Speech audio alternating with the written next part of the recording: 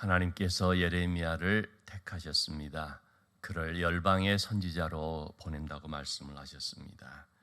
예레미야가 하는 것은 뽑고 파괴하고 파멸하고 넘어뜨리는, 다시 말해서 잘못된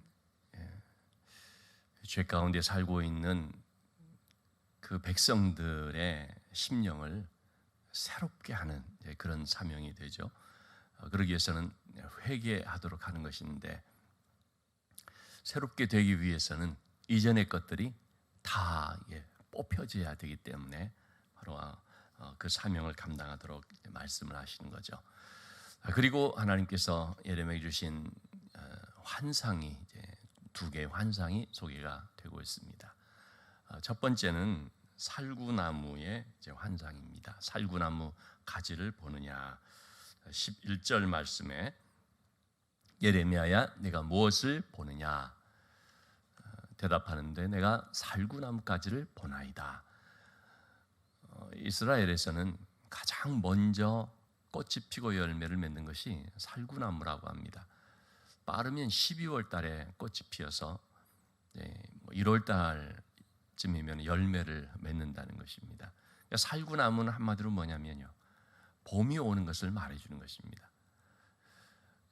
우리가 지금 참 무더운 여름철을 지나고 있는데, 어쨌든 조금 시간이 지나면 반드시 가을이 오지 않습니까? 물론 요즘은 가을도 너무 빨리 왔다가 가버리지만, 추운 겨울이 계속되는 것처럼 보여져도 봄은 반드시 오는 것처럼, 이 살구나무 가지를 통해서 하나님 말씀하시는 것은 하나님께서 하시는 그 일은 반드시 이루어진다는 것입니다. 하나님께서 뽑고 파괴하고 파멸하며 무너뜨리는 하나님의 그 일, 참 무서운 징계로 보일 수 있지만, 그러나 새롭게 하시는 그 일은 반드시 이루어진다는 것을 말해줍니다.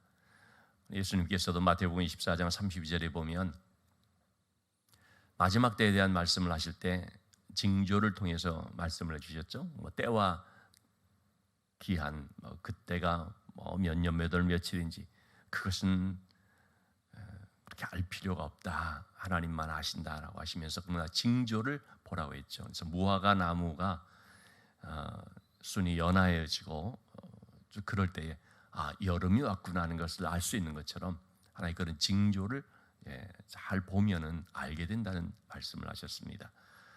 마찬가지로 이제 살구나무 가지도 바로 그런 하나의 징조라고 할 수 있습니다.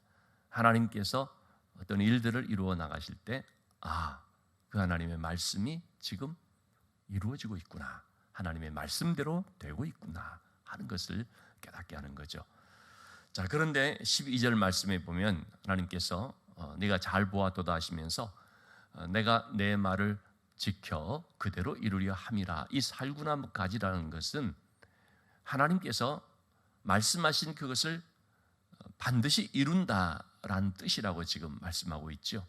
그런데 이 살구나무라고 하는 단어와 내 말을 지켜라고 하는 단어가 아주 유사한 단어입니다. 이걸 이제 흔히 언어 유희 이제 그런 표현을 쓰거든요.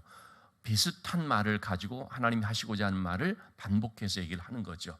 살구나무란 말은 샤케드라는 말인데, 내 말을 지켜라는, 이 지켜라는 말은 쇼케드라는 말입니다.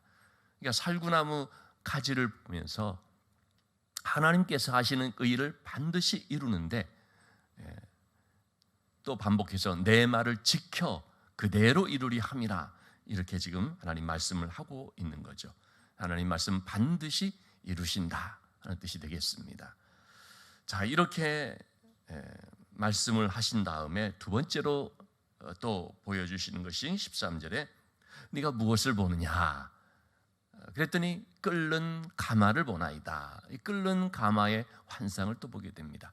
그러니까 하나님께서 살구나무 가지의 환상을 통해서 내가 반드시 하고자 하는 일을 행할 것이고, 하나님이 말씀하신 그 일은 꼭 이루어진다라고 했는데, 그 구체적인 내용이 또 뭔가 봤더니 끓는 가마를 통하여 나타나는 것입니다. 자, 이 끓는 가마가 윗면이 북에서부터 기울어졌나이다. 북쪽에서부터 기울어졌습니다. 위쪽에서부터, 그러니까 북이라고 그러면 위쪽을 말하는 것이죠. 남쪽은 밑에 쪽인 것이고요. 위에서부터 기울어졌습니다. 끓는 가마가 기울어지면 어떻게 됩니까? 쏟아지는 것이죠. 위에서 기울어져 버리면 흘러 넘치게 되죠. 자, 14절 말씀에서 이 의미가 뭔지를 말해주고 있죠. 재앙이 북방에서 일어나 이 땅의 모든 주민들에게 부어지리라. 그동안의 이스라엘 백성들은요, 남쪽에 있는 가장 강력한 나라가 어디입니까? 애굽이거든요.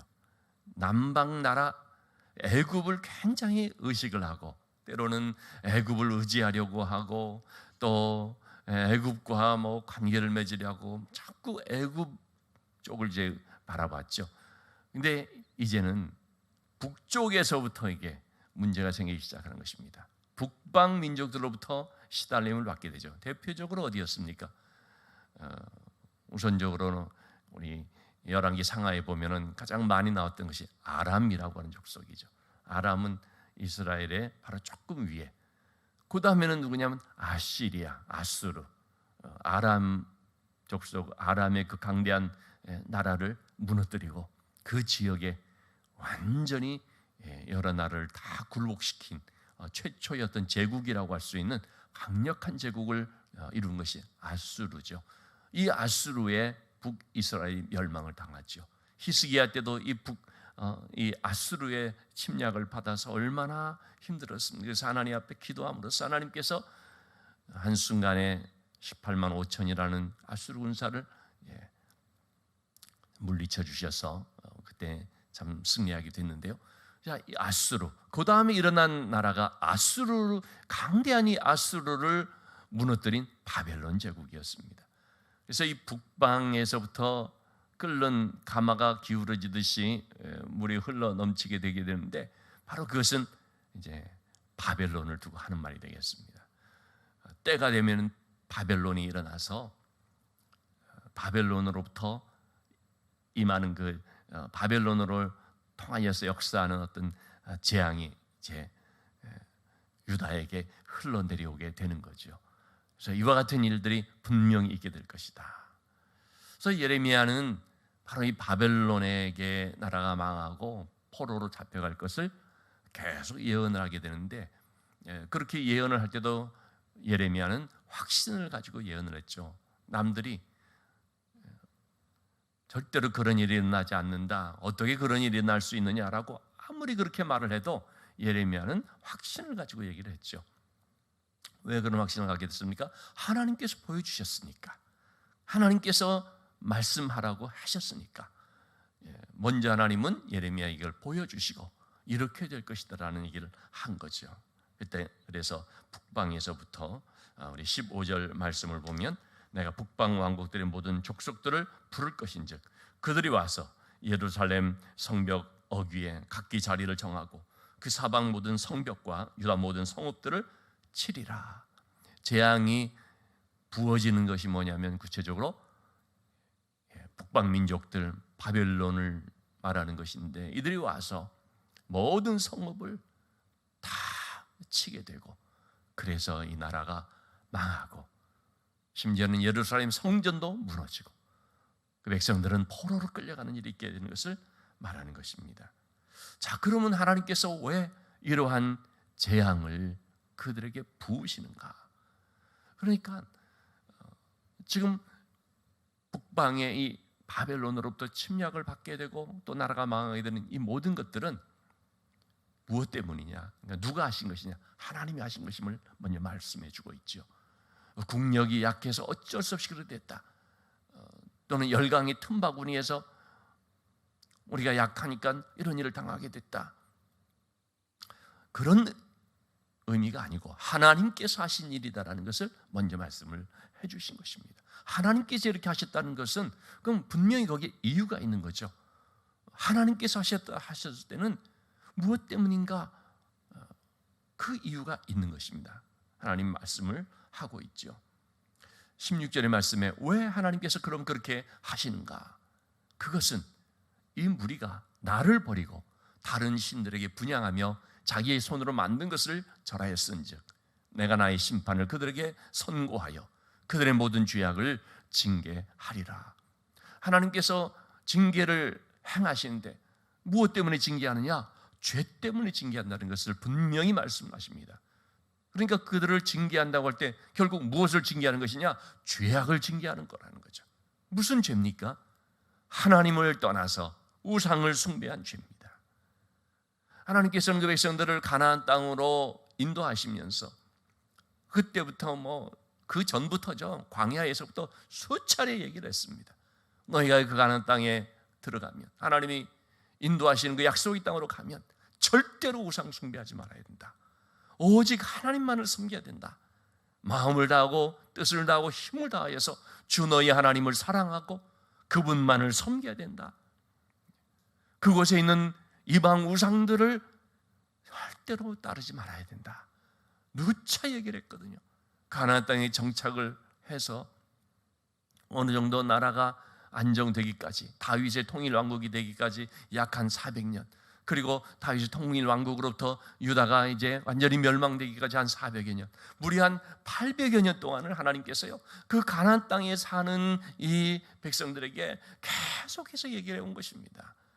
절대로 우상 숭배하지 말아야 된다. 왜 그렇게 계속 얘기했습니까? 하나님 말씀에도 듣지 않고 시대마다 계속 우상을 숭배하니까. 그러다가 하나님께서는 결국은 도저히 안 되겠다 그래서 너무나 그 땅이 죄로 인하여 관영해버리고 우상의 그런 우상천지라고 해야 할까요? 하나님을 떠나서 완전히 그냥 우상의 그런 나라가 되어버리니까 이제는 깨끗이 해야 되겠다. 그래서 이제 그 땅을 뽑고 또 파멸하고 파괴하고 무너뜨리는 일들을 하게 된 것이죠. 왜 이러한 재앙이 임하게 됐느냐? 그건 하나님의 징계인데 그것은 죄악을 징계하는 것이다 하는 말씀을 해주고 있습니다. 여러분, 우리도 마찬가지입니다. 우리에게도 결국은 문제가 뭡니까? 우상의 문제입니다. 아니, 목사님 교회를 다니고 있는 우리가 무슨 우상 숭배를 합니까? 라고 하지만 여러분, 현대 사회 속에서 여러분 우리가 얼마나 다양한 우상들을 가지고 있는지 아시지 않습니까? 현대인에게서 가장 큰 우상은 뭐겠습니까? 결국 물질 아닙니까? 하나님 대신에 의지하려고 하는 것, 하나님보다 더 사랑하고 또 하나님보다도 더 마음을 주고자 하는 것, 이게 바로 우상이거든요. 물질.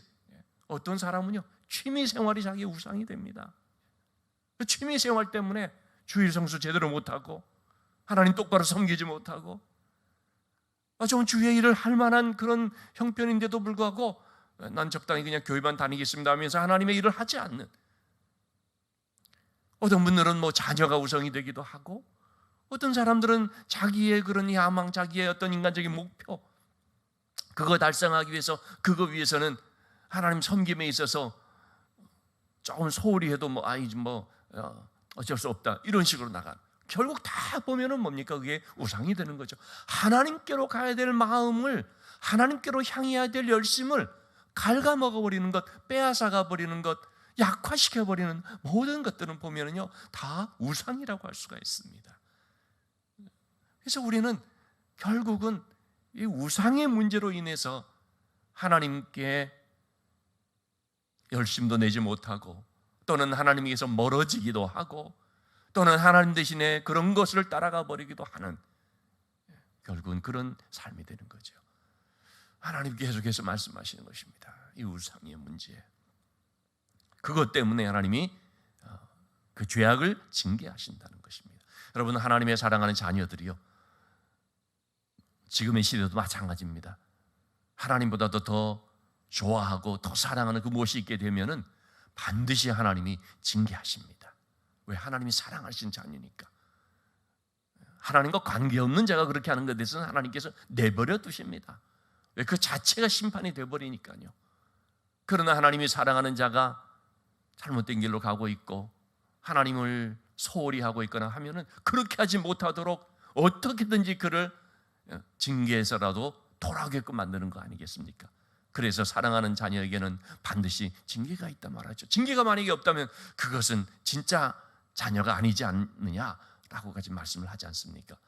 이렇게 하나님께서는 이스라엘 백성들을 사랑하시기 때문에, 그들을 향하신 귀한 뜻이 있기 때문에, 그들을 통하여서 제사장 나라여 거룩한 백성으로 삼고자 하시는 하나님의 마음이 있기 때문에 그들을 새롭게 하기 위해서 그 죄악을 징계하시는 것이죠. 오늘날에도 마찬가지, 하나님의 귀한 자녀로 부름받은 우리가 바르게 설 수 있도록 하기 위해서, 또 하나님의 일꾼으로 하나님 사용하시기 위해서 그를, 그 죄악이 있으면 그걸 징계하시게 되는 거죠. 자, 이렇게 하나님께서 이 백성들을 징계하실 것을 두 가지 환상을 통하여 말씀을 해 주셨는데, 그리고 나서 예레미야에게 권면하시는 말씀, 명령하시는 말씀이 나오죠. 17절의 말씀입니다. 너는 너의 허리를 동이고 일어나서 내가 너에게 명령한 바를 다 그들에게 말하라. 심판의 메시지를 말하라는 것입니다. 북방으로부터 기울어진 이 끓는 가마 같은 것이 부어지는 징계가 이제 임하게 될 것이다. 얼마 없어서 임하게 될 것이다. 이거 말하라는 것입니다. 참, 여러분, 이 말을 한다는 것이 이게 참 쉬운 일일까요? 나만 이제 알고 있는 걸로 끝날 수 있다면 참 얼마나 좋겠습니까? 그러니까 이걸 다른 사람한테 말한다는 것은, 그것도 무리들에게, 군중들에게 이 말을 한다는 것은 참 부담이 되는 것입니다. 얼마나 듣기 싫어하고 또 자기를 미워하고 핍박하고 심지어는 자기의 목숨까지도 위태롭게 될 수 있는 상황이 되겠습니까? 그러나 말하라. 그러면서 하시는 말씀이 뭐냐면 그들을 두려워하지 말라는 거죠. 그들 때문에 두려워하지 말라. 두 가지의 중요한 명령이죠. 너는 말하라. 너는 말씀을 전하라. 그리고 너는 두려워하지 마라. 왜냐? 내가 그들 앞에서 두려움을 당하지 않게 할 것이다.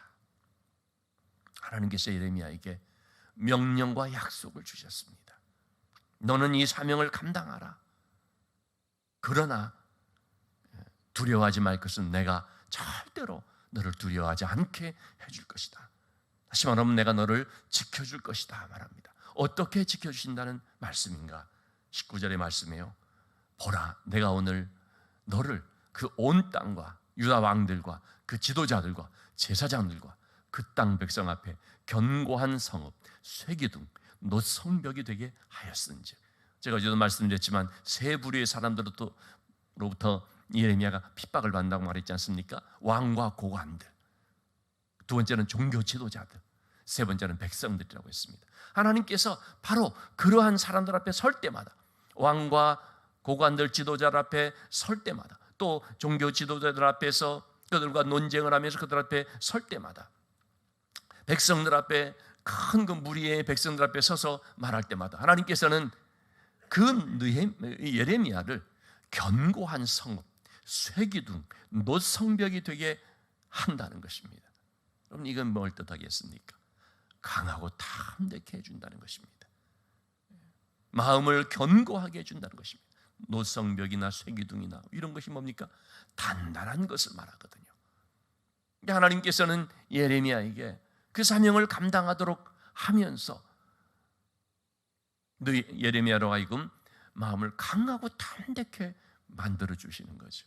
사도들이 성령 충만하여서 관원들 앞에 서게 됐을 때도 어떻습니까? 너무나 담대했습니다. 어떻게 그렇게 담대할 수 있었는가? 하나님이 그들의 마음을 견고케 해줬기 때문입니다.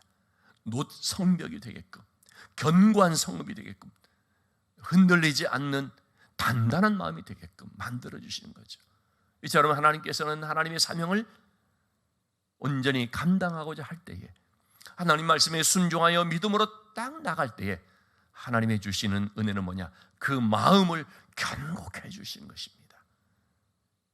하나님께서 여호수아를 세울 때도 어떻게 했습니까? 여호수아에게 너는 이제 모세의 뒤를 이어서 사명을 감당해야 된다라고 하시면서 너는 마음을 강하고 담대히 하라. 마음을 강하고 담대히 하도록 말합니다. 하나님이 또 그 마음을 강하고 담대하게 해주셨기 때문에 여호수아도 그 사명을 잘 감당할 수가 있었던 것이죠. 여러분, 우리가 나는 부족합니다,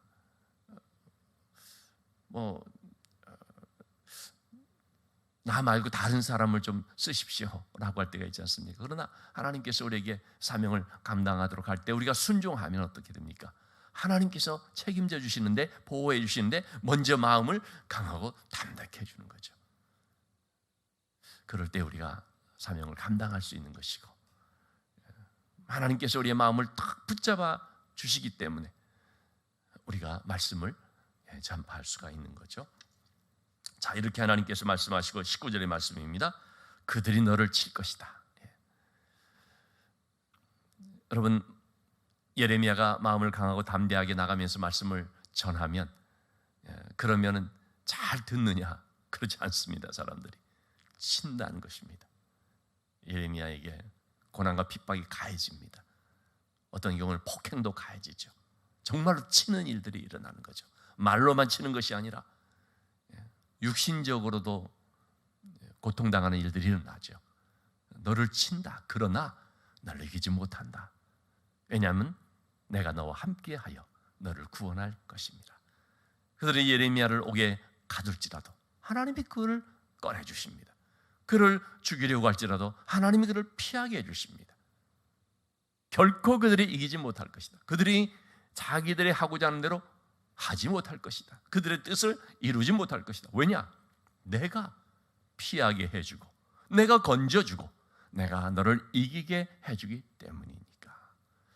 여러분, 이 말씀은 믿음으로 살고자 하는 우리들에게 주시는 하나님의 약속이며 하나님의 구체적인 돕는 손길인 줄로 믿습니다.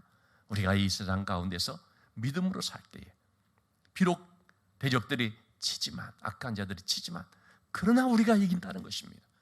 왜냐하면 하나님께서 우리를 이기게 해 주시기 때문입니다. 주님 말씀하신 것처럼 담대하라. 세상에서는 너희가 핍박을 당하고 환난을 당하나 담대하라. 내가 세상을 이겼노라. 너희도 세상을 이긴다는 말씀이죠. 하나님께서 우리와 함께 해주시면 하나님이 이기게 해주십니다. 하나님이 구원해 주십니다. 하나님이 건져내 주십니다. 세상에서 여러 가지 어려움들이 있을 수 있지만, 그러나 하나님이 도우셔서, 그래서 하나님께서 치유할 자를 치유해 주시고,